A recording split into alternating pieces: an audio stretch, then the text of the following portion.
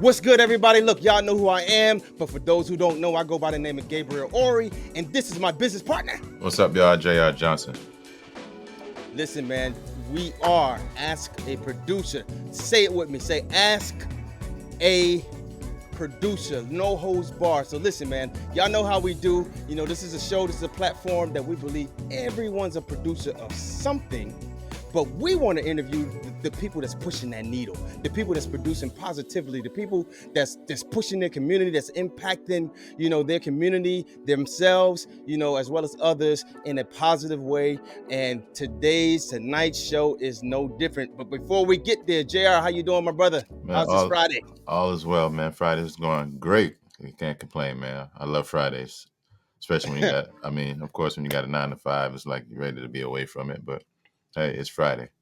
So listen, there's a vast difference I've learned from a 9 to 5 to doing it on your own when you have to make your own schedule. And listen, I'm gonna tell you, right? Time flies, but it's like you got a lot more work. It's almost like, yo, that 9 to 5 is easier. Yeah. It's easier. But you know, nonetheless, y'all share this video. I want you guys to tag a music producer, tag, you know, somebody that's in the industry, tag people who are into sync licensing. We have a first time topic as well as a first time guest, but trust me, this won't be the last time, you know. So I want y'all to share this video, tag these people, tag the industry, film industry, tag the music industry, tag just commercials and things like that, because we have a very, very special guest in the green room right now. He hails from the great land of the Chi-Town, as they call it, Chicago, in the building. Right, the Windy City, you know, but he's doing it by way of Columbus, Ohio. This is first time guest, you know, and I just met this brother, and I expect a really gem dropping, in-depth, you know, conversation. So I want y'all to share this. We give me some time. Share this video. But without further ado, we want to present to some and introduce to a whole lot of others, you know, our special guest for tonight, Mr. Walter Bowie. What's up, guys? What up, man? Thank you for joining the platform, man. Yeah, happy Friday. Yes, sir. Happy Friday, my brother. Listen, thank God it's Friday. And, you know, I'm excited for this one when JR told me about you, because you and JR got the connection. And I remember JR telling me about it. But before I even jump out the window, I gave you a little small Rudy Poop introduction. Why don't you introduce yourself to our platform? My name is Walter Bowie. I am a music producer / composer for film and TV. I tell people I am not, because a lot of people reach out to me and think I am. I am not in the music industry. I am in the entertainment industry, and that is a world of difference. I am been doing the sync space now for about 8 years, but I've been doing music probably for close to 40 years, you know, singing and playing and whatnot and producing. And actually, that's what brought me to Ohio originally, was with my production partner. So I'm in the sync space. That's the only lane that I do now, and the Lord has blessed me to have pretty good success, even though I haven't been in it as long as a lot of people. But that's what I do. I've had major placements on, you know, almost all the major networks, shows like NBC, Law and Order, everything, to a lot of the reality TV shows, Black Ink Crew, Love and Hip Hop, the NFL Network, CBS, NCAA tournament, you name it. I've been blessed to have some success in those areas. So that's what I do, man. Wow. So what got you started in music? In music or in sync, or Uh, just in music? just music in music. Well, my father was a Baptist pastor. I grew up in the church singing. I've always loved and been into music. I've always sang. I actually can sing very well. I don't sing now in sync in what I'm doing now because I chose just to do instrumental cues. But yeah, I've been singing all my life and then producing for like a long time. And yeah, I've always been I've been in every I've pretty much been in every aspect of music. I've been uh, a music I was a music director at a radio station, years ago. I'm old enough to be part of the early the house music movement, which started in Chicago. I was part of that. That was just we're Mm. talking about late '70s, early '80s. Uh, I like I said, I've been a managed a record store, so I've been on pretty much every side of the record industry or music industry. But like I said, I've always had a love for music. Uh, like I said, I was a DJ for a long time, so yeah, I So wore a lot of hats in the music space. So speaking of hats, I know you mentioned earlier that your father was a Baptist preacher. So in your early years growing up in your father's house, did you have to go to church a lot? And did that have any impact or influence on like when you first started your musical journey? No, not really. I went to church. I didn't think it was a lot or not a lot. That's what we did. We went to church on, Sunday morning, Sunday school and Sunday service. In a just a regular service. I was in the choir. I had choir rehearsals on Saturdays, so it wasn't a thing where I had personally had to go to church like 3 or 4 times a week. It was just mainly Sunday morning, Sunday afternoon, and then Saturday choir rehearsal, which I always enjoyed because we had a bomb choir and I love choir rehearsal. So it wasn't a big thing. It didn't really influence me musically at all because I wasn't even though I was in the church, I wasn't really following or listening to gospel/music. I was always a diehard P Funk fan. So I was in the Parliament Funkadelic. George Clinton, Bernie Worrell, Bootsy Collins. I'm probably dating myself. For all these the young bucks, I don't know who they are. But that and the Prince fan. So those are my early musical influences. Wow. How'd you learn to play? I know we talked earlier you offline, and you said you play keys. Who taught you? Are you self-taught? How'd you get into to learning how to play and just playing? Well, I did take piano lessons early on, probably at the age of I don't know, maybe 10 or so. But I pretty much am self-taught. I'm which amazes people. I'm really totally musically illiterate, meaning I can't read any music. I don't know the notes on the keyboard. The only note, and I mean this for real, the only note I know on the keyboard is middle C. So I can't do no. If you say, "Hey, Walt, we get ready to do this cut and it's in C sharp major," I'm like, "Okay, what you going to tell me what that is? I don't know what that is. I just don't know." I mean, really, it's my gifting is really a gift from God. The music I do. When people hear my music, they're like, "Bruh, that's crazy." Yeah, I know. I just do what I do. I just tell people I just do what I do, and I know that sometimes that may be a cool phrase, like you trying to. I'm not trying to be cool. That's literally just what I do. Whatever's in my head, I just do it. I don't. I'm not a virtuoso. I can't, go to the piano like, boo. I can't do none of that. I just Mm. keep it 100. I just tell you, that's not me.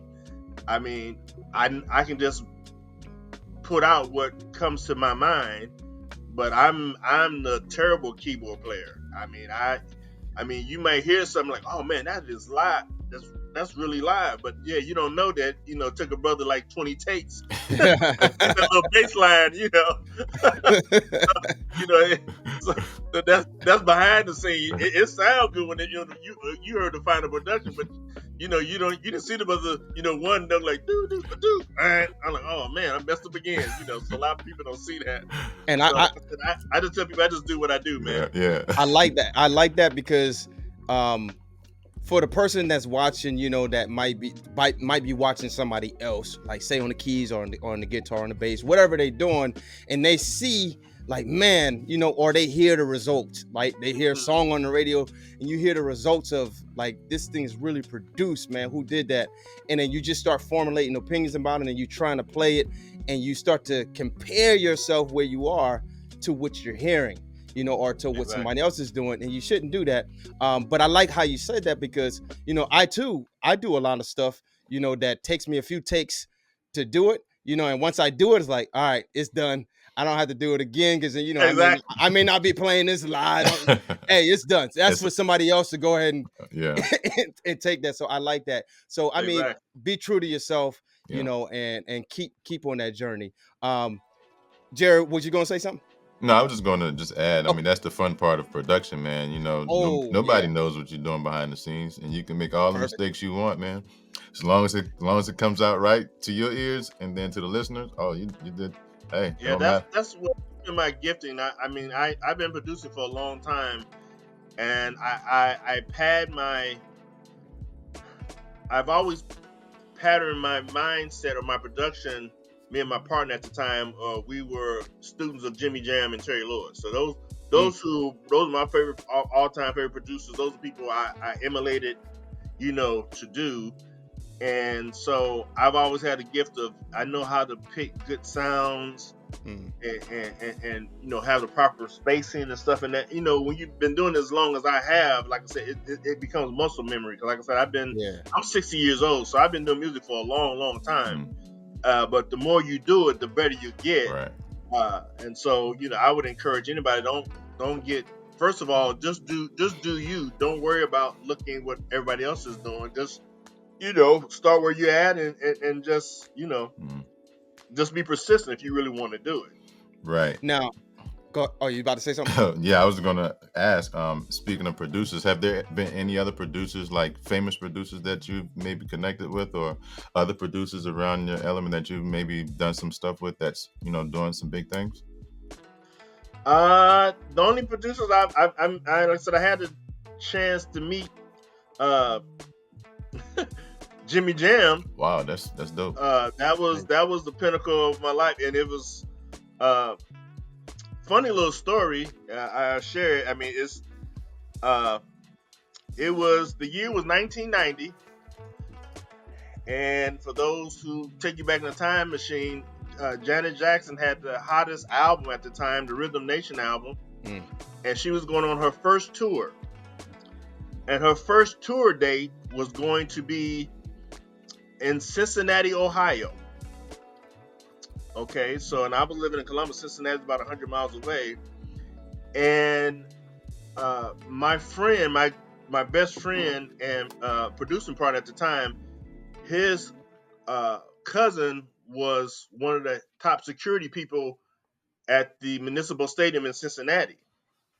And so brothers ain't no good. We were scheming. We were gonna try to see if he can sneak us in, to the show, Yeah. just to see Janet. yeah. And so the concert was on a Saturday, but we went up on a Friday, and just so happened that Friday it was another concert that same it was and some of your listeners may not know who some of these people are, but the headliner was Big Daddy Kane. Yeah. No. Mm, Then you had DJ Jazzy Jeff and the Yeah. Fresh Prince. That's Will Smith. Yeah. Mm, yeah. Then it had Biz Markie, and then Roxanne Shante. mm. Yeah. So the plan was, okay, we'll do a test dry run that sneak us into this concert, and then we'll know what to do and how to do it on Saturday. So we go up to the place. He opened up the one of the side doors, up in the upper extra, and we get in. We enjoy the concert. Went on with the breeze. Brothers just ain't no good. We just scheming. Okay, so we like, okay, this is gonna be a breeze. So then Saturday afternoon, we think, okay, tonight we're gonna do the same thing for the Janet concert. Well, And it's security different. exactly. Oh, thank you. So a lot different. So his cousin calls the house and like, hey man, I'm not sure we're gonna be able to, do this because, like you said, security is really tight. It's like you said, it's a whole nother level. Janet, this is her first concert. So it's all hands on deck. So I said, okay, it's all good. We got to see one free concert, not no biggie. Like I said.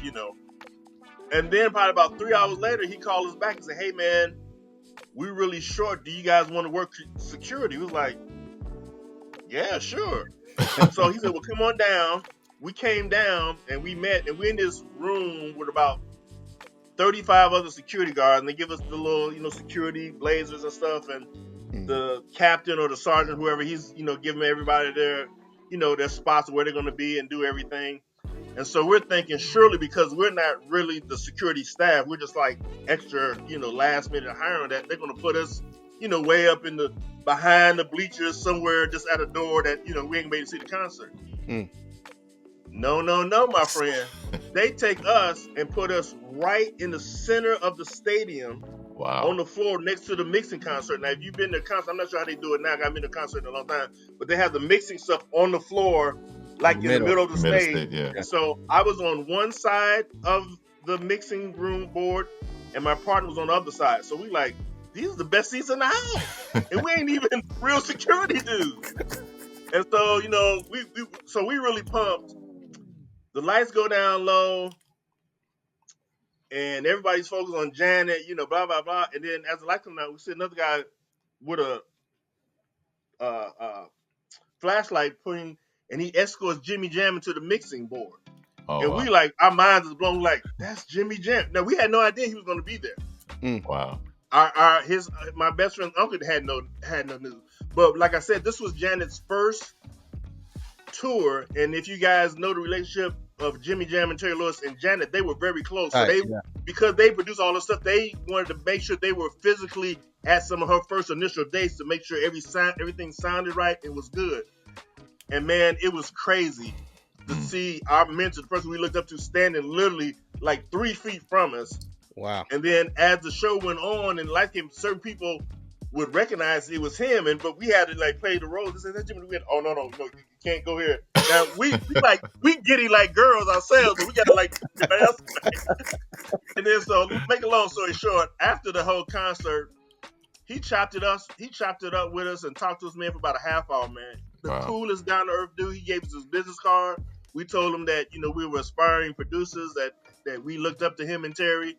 He told us, you can call me anytime, you can send some music. And so that was the biggest, thing. Wow. Like I said, it started off, we had bad intentions. We weren't trying to pay, but it ended up blessing. So that's the only music producer I got a chance to meet. And that's really the only one I probably ever wanted to meet out of, several, other than Prince himself, right.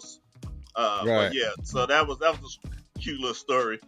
Listen, man, I wish music producers were like that now, today.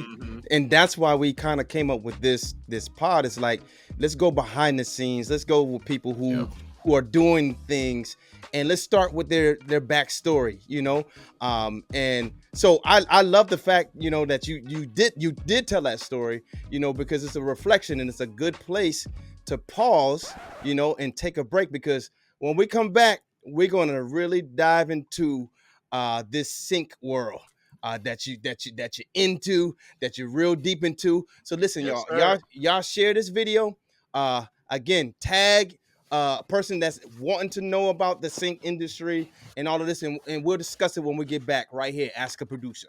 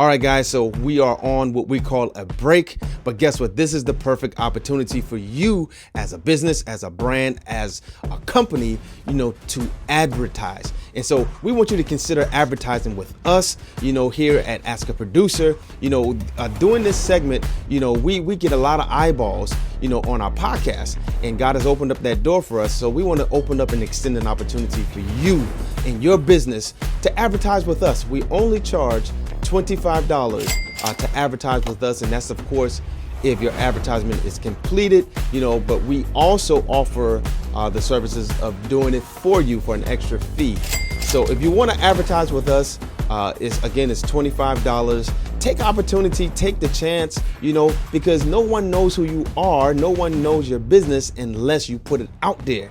And putting it out there is called advertising or promoting what you have. So even if you have an event that's coming up in a future date, and you want to use our platform to do it, we invite you to do that. So send us an email if you would like to do it at contact at timeless-sounds.com. Again, contact at timeless-sounds.com, or just copy the email that you see right now, and we'll be happy to get your promotions out for you. Get it in front of some people and, make your next client, your best client. All right. So listen, let's get back to the pod.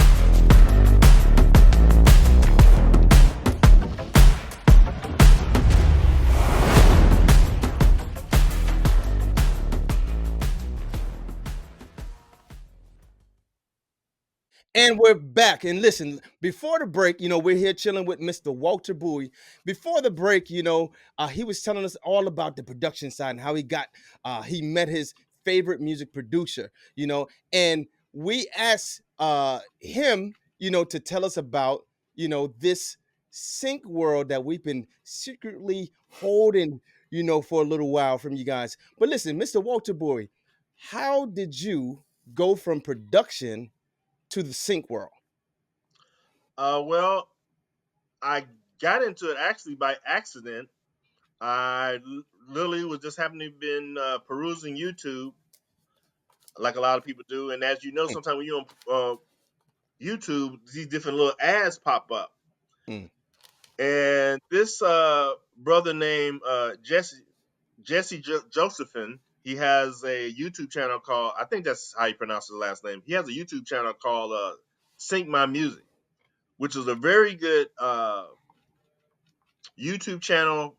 It's an educational channel about sync. Now, there's a lot of people doing it now, but he was literally the first person that was doing it on YouTube. mm, And so he had this little ad where you can take this little 3-day training or 5-day training, or it was like a 5 video thing of, learn a little bit what sync is and what it isn't. And then, afterwards he wants you to, to buy his course and everything.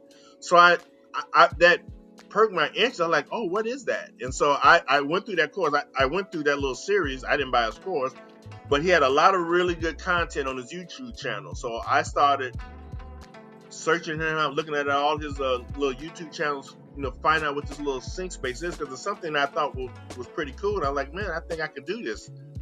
And then there was other people who had good channels at the time. My homeboy Clint Music, who's a brother. He's out of Atlanta. Atlanta, yeah.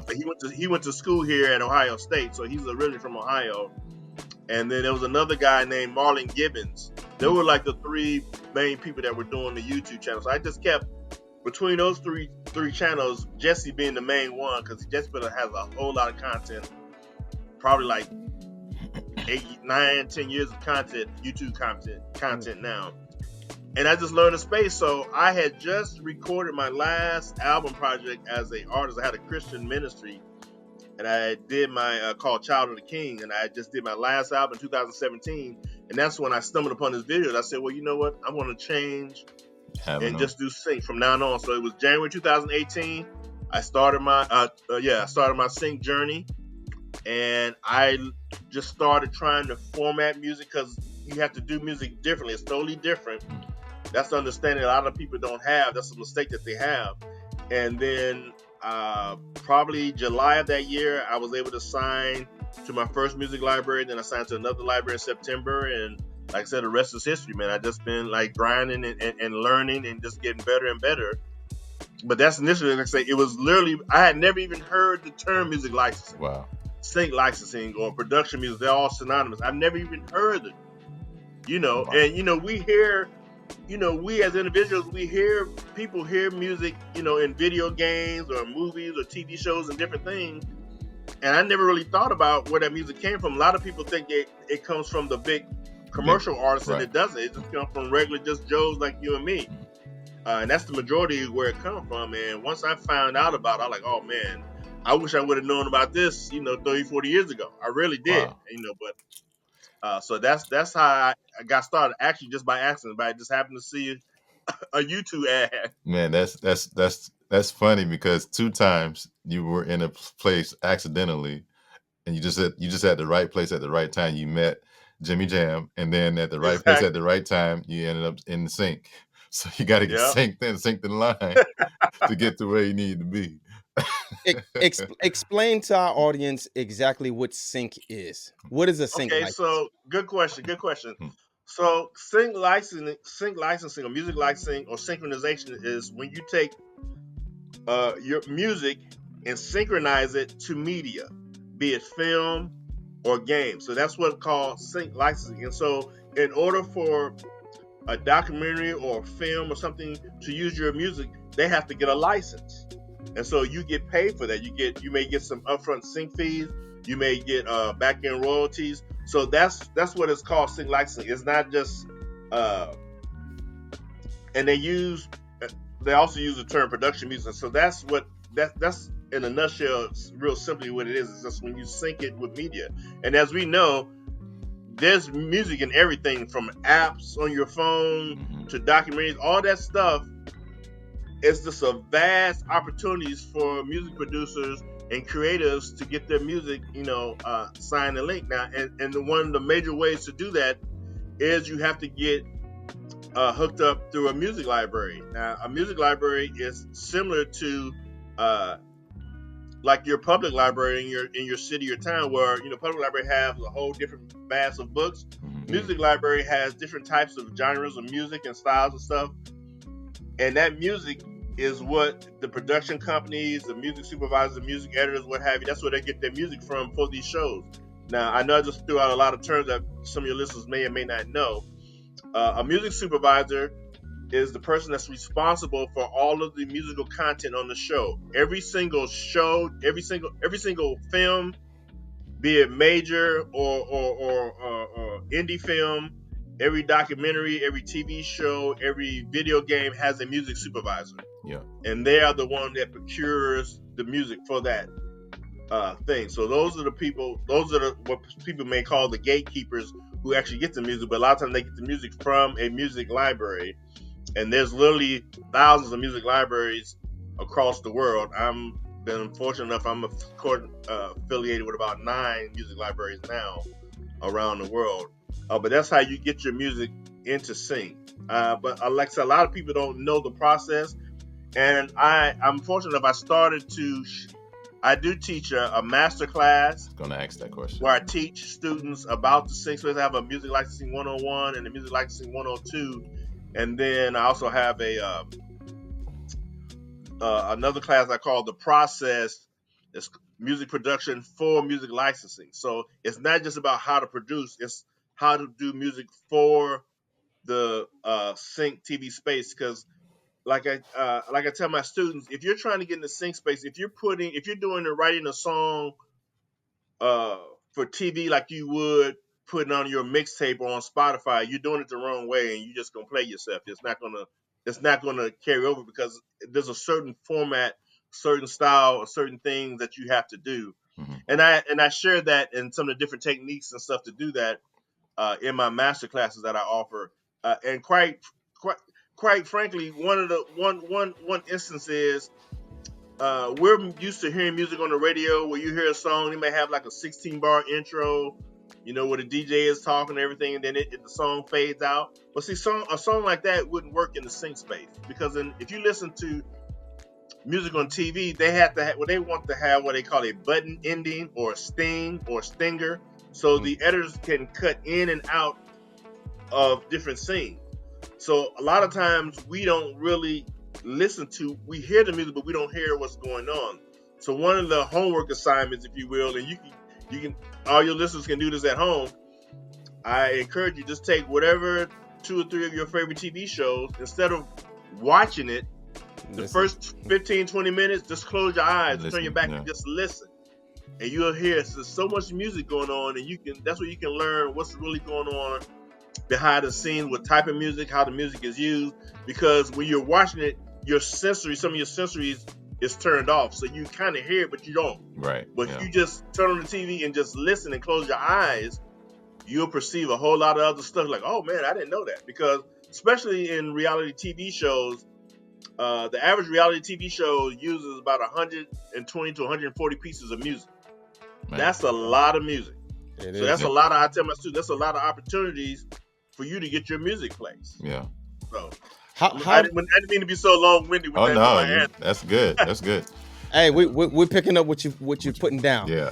So but how, if I can ask this question, for the inspiring producer that's just going around, they might be making beats, they may have a library themselves just full of tracks or beats, but they don't really know what to do with them, right? To them, it might be like, it's incomplete, or I can't find nobody to fit this type of track. How do they even connect with a library, like a library for syncing? Like how would they connect with a library? Do you have to go through somebody, or how does that work? No, you can. It's really simple, but a lot of times people don't want to work. They don't want to do the work. So first of all, you have to know this. There's literally hundreds of music libraries right here in the United States, if not thousands. But they get inundated by a lot of people, so they're not just out trying to, just say, hey, we're over here, hello.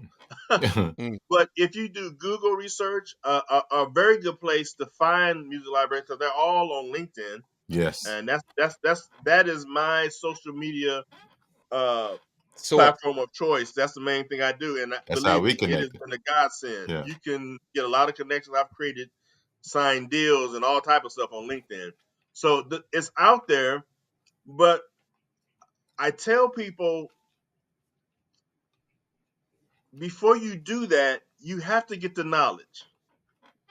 See, it steps in this. If you want to do it right, you have to get the knowledge, get the tools, get ready, and then get the money. But we live in a microwave society, so people want to skip those 3 steps. They just want to get the money. Right. Ooh, wouldn't it be cool to get my stuff on TV? So I just want to do that, and so they play themselves because they don't know how to structure. They don't know how to approach these people, and so I tell people, yes, I have master classes that you have to pay for. You don't have to buy it from me. There's plenty of free resources on the web. There's no excuses. If you really want to do this, right, you can find and learn how to do it, but you just can't do beats. And after using your analogy, if there's a producer out there that has a lot of beats on their laptops, because we all got gigabytes of music stored on our laptop. Yeah. One thing, if you're in the sing game, what you can't do, you can't have samples. So if you a Jay Dilla type crate person, or you just using your subscription from Splice, that ain't gonna cut it. Yeah. In SyncSpace, you can't use it. So you can't use. Not that you can't use melodic samples. Now you can use your drum samples, your 808s, your kicks, and etc. Stuff like that, but not melodic loops. Even though you have a legal license, they shy away from that in the SyncSpace. And then you will need to craft it for music. Now, one thing I try to tell my students, and even I just recently saw Jesse, the guy I was talking about who got me interested in sync.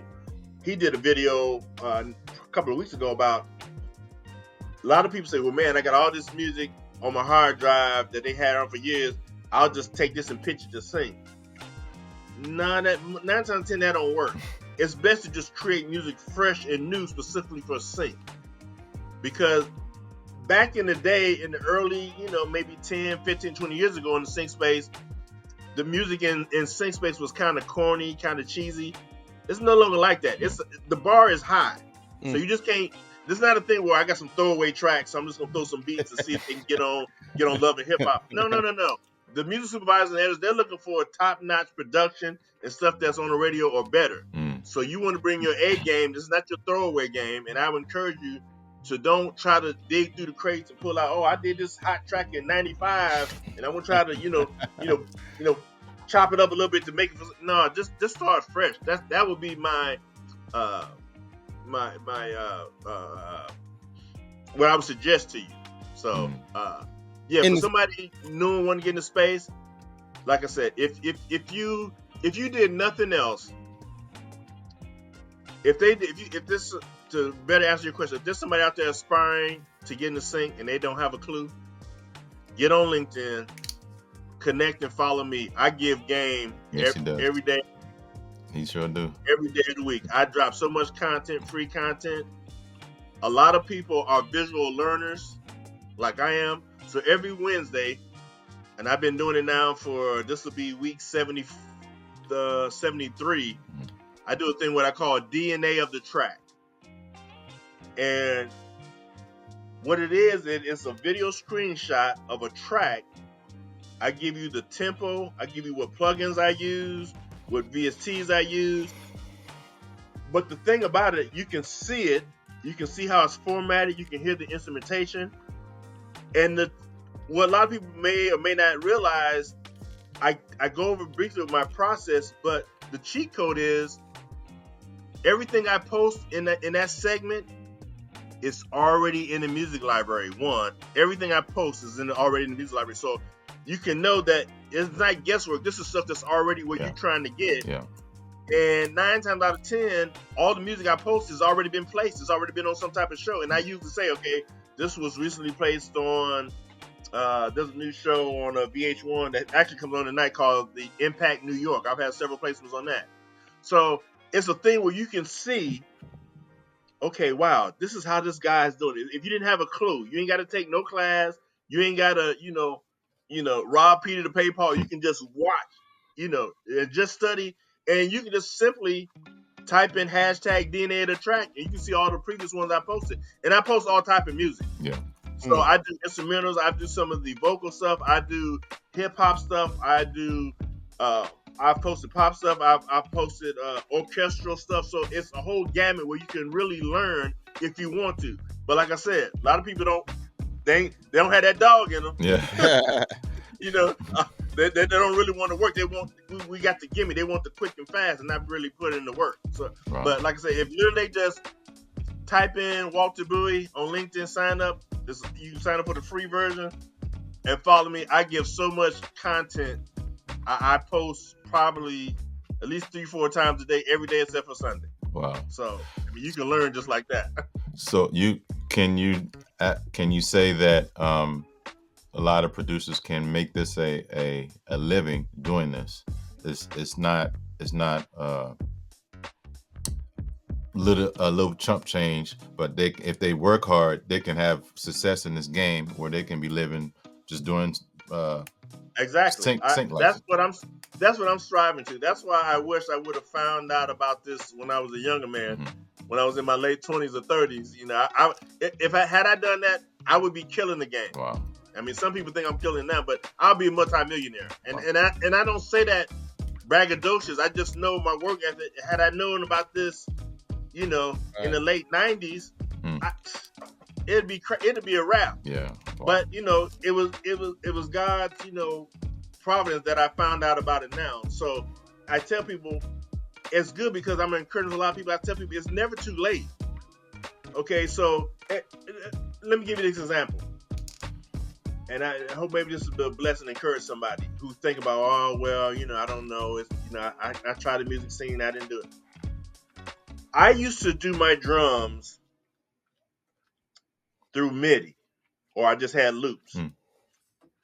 And once again, I'm on YouTube just perusing, and all of a sudden I see this little come around this clip where this guy is like going to town finger drumming on what is called, what I'd never heard of, a machine. I'm like, what is a machine? I said, that's a bad little thing. It was Native Instruments Yeah. Machine. Well, they it's German, so they pronounce it Machina. It's spelled Mashine. I'm like, man, that's bad. That thing could do it. I need one of those. So I went on eBay, got one, and when I first got mine, I these big fat fingers, I was trash. I bought that when I was 50. I was 54 years old.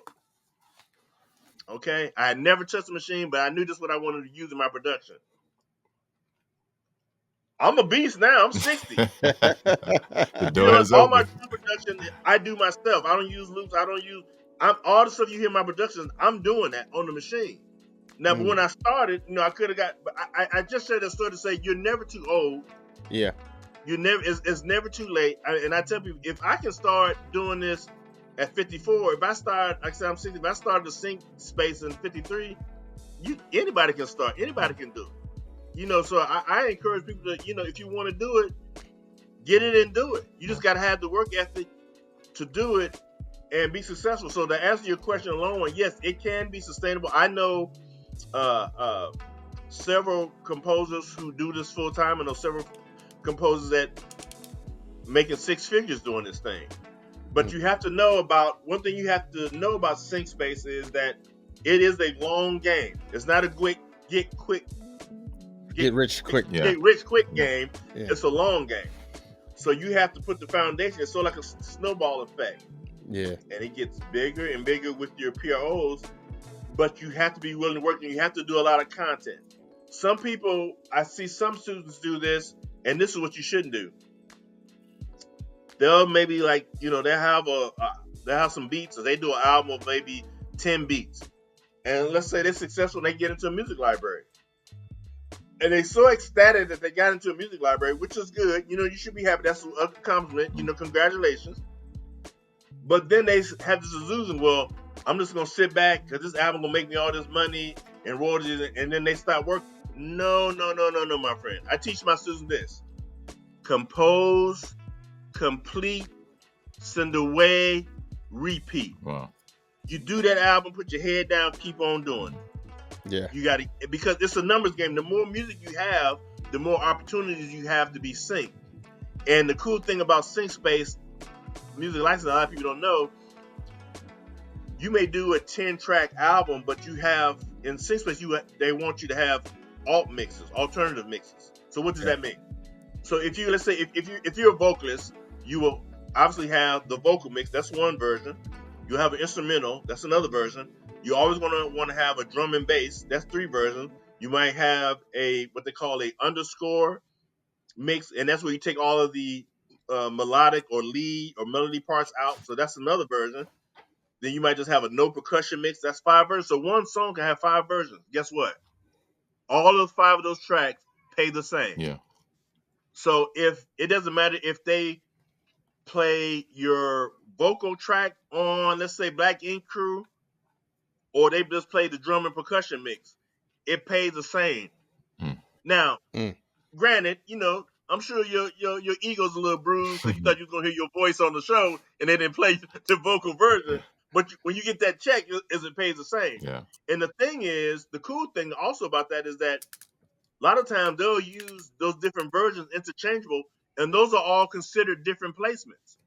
Give you an example. My son and I did a track that called Overcomer that was on 2 seasons ago on Black Ink Crew. They started off with the instrumental version, then they brought in the acapella version, and then they brought in the full mix of the song. Well, when we get the royalty check, that is listed as 3, even though it's the same song, it's listed as 3 different placements, all paying different amount of money. So it's really a great way to make money, but you have to understand what you get into. Anything that you get placed, you're not going to get paid for a while. So what I'm saying is, take for instance, I told you one of the shows that I got a placement on, there's a new show on VH1 called Impact New York. That show comes on about 9 o'clock. If I get a placement right now on this new episode that's coming up this evening, I won't get paid for that for almost another year.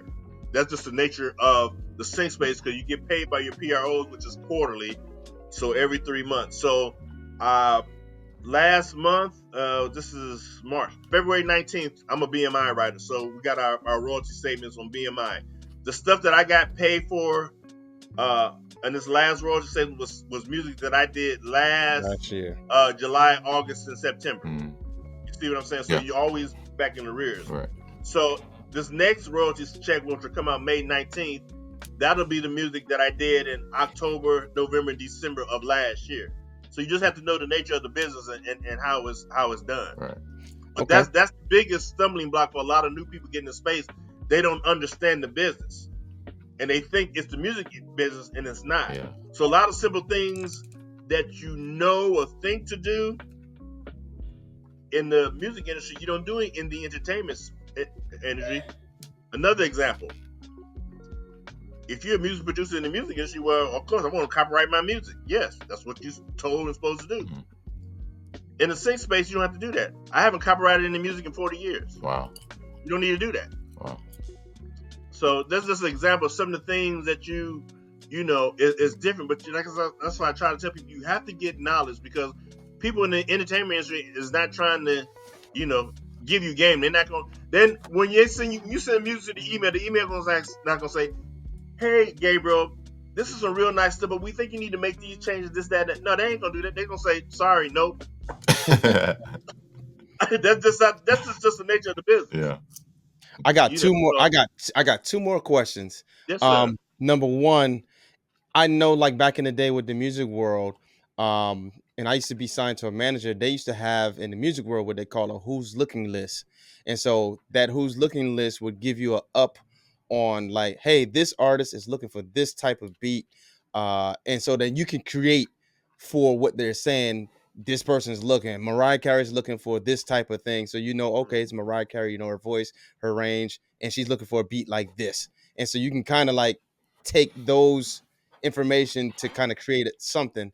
In the sync world, is it like that? Do they have like a who's looking list type thing, or which show is looking for something? This show is looking for this for Uh, whatever. that's a good question.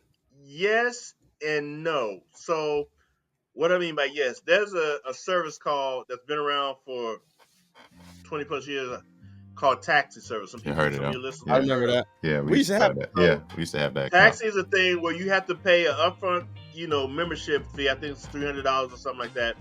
And then they have what they call briefs. And so they'll say, hey, this show or music library is looking for this type of, let's say, orchestral hip hop.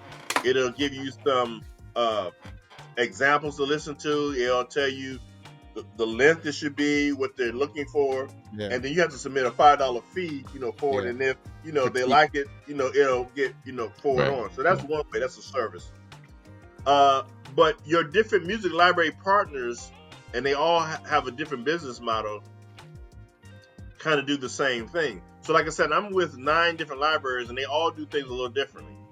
Some libraries will just send out briefs, like you said, similar to the who's Who's looking, looking? where they'll send like a email blast to all their producers and say, hey, we got an opportunity to, what's the one I just saw I had recently? One of my libraries said, hey, CBS hit us up. They want us to get music for the upcoming March Madness, which starts Next week. This on week. the 19th. 19th, yeah. Yeah, Definitely. this week, end of this week. So, send this type of music, and they tell what type of music they want. They want a lot of orchestral hip hop. They want a few little rock, and they tell you for what they want, and they tell you the length, how you submit it. So that's one way. Another way, sometimes they will say, a library might say, hey, we're going to do a K-pop album. So they say, hey, they'll send a blast. And so if K-pop is your thing, you can submit your tracks, and they'll might take, let's say they send it to 50 composers. They might take the best, let's say 30 tracks that they get, and have a K-pop album for their clients. Other libraries you can just write what you want to write, and you can submit it to them, and they'll say, we might like track this, and this, and the other ones we don't really need to use right now. So every library is different how they do their business. So I hope that answered Okay. your question.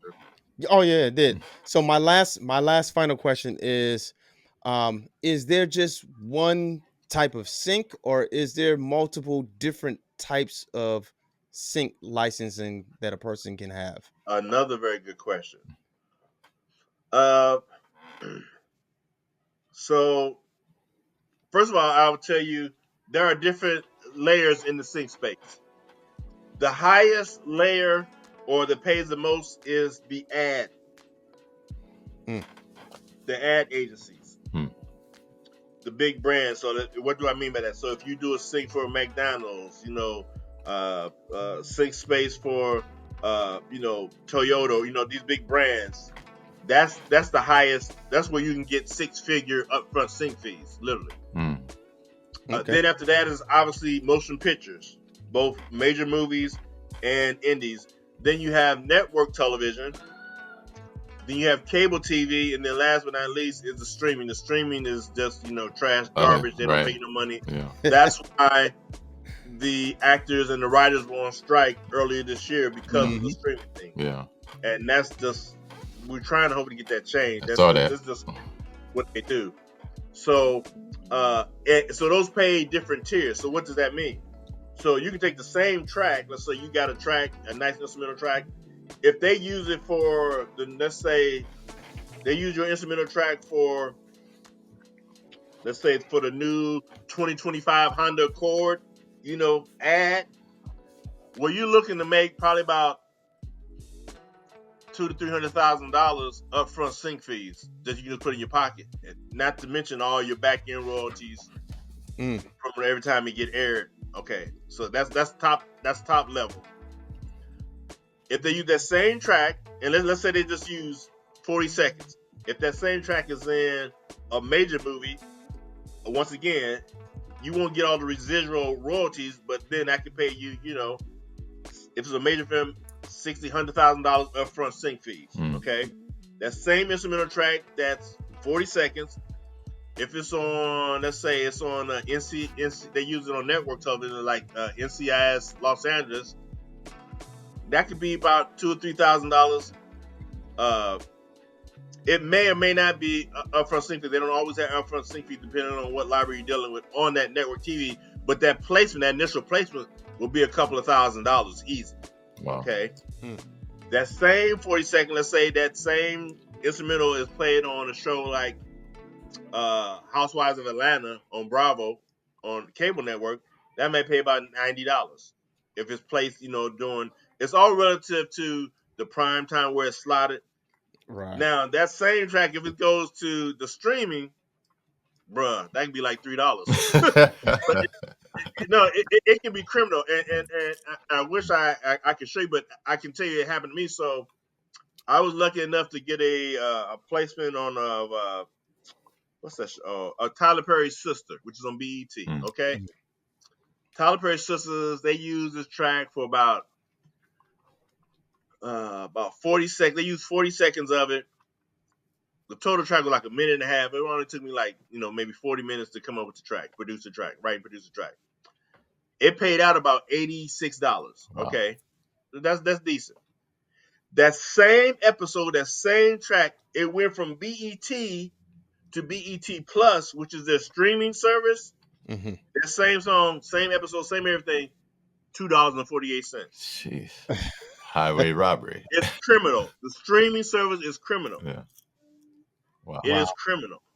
So now I tell my students, so when you hear stuff like, if you had a choice between getting your music placed on network TV like on a Fox, CBS, ABC, or Netflix, well, everybody know Netflix. They kind of streaming. Like, that's kind of cool. Yeah, it is. But the dollar amount when you get the Yeah, check pain. is gonna be better on the network. Yeah. Yeah. Now, I tell people the cool thing about Netflix, it may not pay a lot, but it may get you some other opportunities All right. and get you some doors and rooms you may not normally get into. So it's good to put in your resume, hey, I got some music that's on Netflix, but Yeah. it may not pay a lot. Yeah. But it may open up some other opportunities because then other big brands say, oh, he got some stuff on Netflix. You see what I'm saying? Yeah. So you have to weigh the cost. So yes, there are different tools, there are different types of syncs. And it's all our PROs. Our PROs are the performing rights agencies here in the States. We have BMI. BMI, CSAC, and ASCAP, they are not very transparent on their algorithm of how they come up with it. So it's all different as far as how they come up with the fee. The payout. So yeah, so it is one royalty. And then another thing too, in your royalties as a writer, you have your writer's share and publishing share. Well, it's standard business in the sync space. I know not in the music, but in the sync space, it's standard. A standard contract agreement was you would have 100% of your writers, and the music library gets 100% of the publishing. That's just how they do business. That's not nobody trying to get over on you. That's just the way standard the game. business. Yeah. Now in the music industry, I know they try to say, "Oh, you want to try to keep your publishing," and that is true. But in that space, it's not. But some libraries who I just became a partner of a music library that they do a lot of ad agency stuff, and so they say, "Hey, keep your publishers." And so they just take the upfront sync fees. So if you can get both, or let's say you skip the music library and deal directly with the music supervisor or something like that, then you would get both the publisher's share of the royalty and the writer's shares, which is good. So going back to my analogy, if your instrumental track was on NCIS Los Angeles and it paid $2,500, well, that was just your writer's share. But if you own the publishing, you actually going to be that placement officer going to pay out $5,000. Does that make sense? Yeah. Okay. Yeah. Because it's the same as in the music world. You got your writer share, your publisher share, and those are halves that makes comes together, makes your whole 100%. So yeah, but listen, man, y'all share this video. You know, this man has been dropping a lot of gems. And so listen, Walter, how can you be reached for people who want to connect with you? I know you said LinkedIn before, but let's say it one more time so that they can get that, you know, how you can be contacted. Okay. Just simply go to LinkedIn. If you don't have a profile, you can create a free profile, and you can just literally just type in the search Walter Bowie, and you can follow me, or you can connect with me, or you can just, find me there, and you'll see all my content. You'll see my master classes that I offer if you want to partake of that. Or I'll just simply reach out. I'll give you my email. If people want to reach out to me by email, if you say, hey, I want to get further information, I can send you information about my master classes. My email is Child of the King Music, spelled just like it sounds, Child of the King Music @gmail.com. Like I said, I'm a real brother. I'm gonna keep it 100 with you. I'm gonna always tell you like it is. I don't play no games. And like I said, I'm trying to give you the gems if you're really interested and if you're really serious. If you're not serious, don't waste my time. So my time is valuable, and I'm a very serious person. Oh yeah. Definitely, for sure. But listen, we appreciate you for coming on the pod. We know that you could be doing a lot of other things at this moment, but you decided to join us on this pod, and we really definitely salute that. JR, you got anything else? Man, Mr. Bowie, I really appreciate you coming on and blessing us, man. You really inspired me. It's the honor's all mine, man. Yeah, man. I love to see brothers doing their thing. I really do. I appreciate it. It's an honor. Now we got to get back to work. Get back to work. Get back on the grind. Yes, sir. Yes, sir. Hey, like I like to say, some people call it the grind time. I call it the shine time. And so I hope you guys have been picking up what he's been putting down, all these gems about the sync space, and if you're a producer, inspiring producer, listen, there are multiple ways to do this thing. And like he said, once he got into that sync space, you're like, oh, this is where I want to be. This is what I want to be. And it's different ways that you can make a living doing it. But the biggest thing that I'm picking up is like, do your homework, do your research before you get into it, and then commit to it. So we appreciate, Mr. Walter Bowie from coming on and just dropping this knowledge on us on our platform. So listen, y'all know what this is. This is Ask a Producer. I go by the name of Gabriel Ori, and this is J.R. Johnson. And listen, yo, we out.